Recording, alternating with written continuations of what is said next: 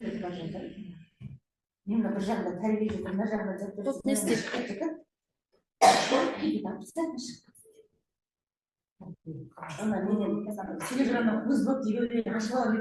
Роза Бағланова, ертең бала қорғаған зерттеуші семейдегі таратым тыңдайды деп кеше СССР жазып жібердіңіз. Қорғаған зерттеуші семейдегі таратым тыңдайды деп 21 мысалы ертең басқа мен жіберемін, иә, ссылка жіберсе мен қай өз мектептерімізден әркім өз орындарында тыңдай бересіз. сабақ болып жатса ше, мысалы. Ақыры сабақты не бітесіздер, өйткені тыңдап жүрсіздер боласыздар. Біз сонда басқа зерттеушілер тыңдап жатыр ма?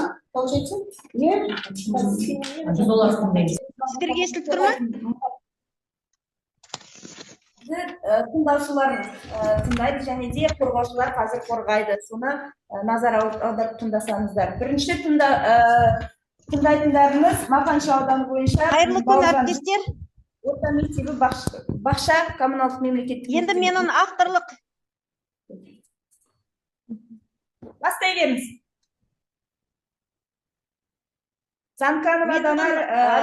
Менің авторлық жұмысым, яғни мектепте ағылшын тілін оқытуда төбе етістігінің қолдануы.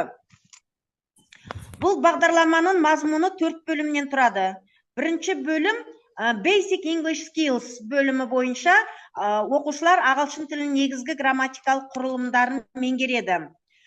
Екінші бөлімде Building Dialogue Skills, яғни бұл бөлімде оқушылар ағылшын тілінде диалог құру дағдыларын дамытып, олар сұрақ қою, жауап беру, келісу және келіспеу, ұсыныс жасау сияқты коммуникациялыққа біліктіліктерін жетілдіреді.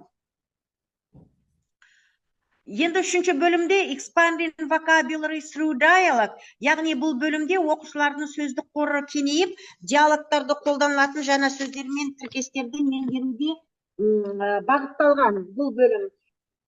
Яғни ең төртінші бөлімде Final Speaking Test құрылған, яғни ауызша тест. Онда оқушылар жәнегіде сөйлеу дағдыларын көрсетеді.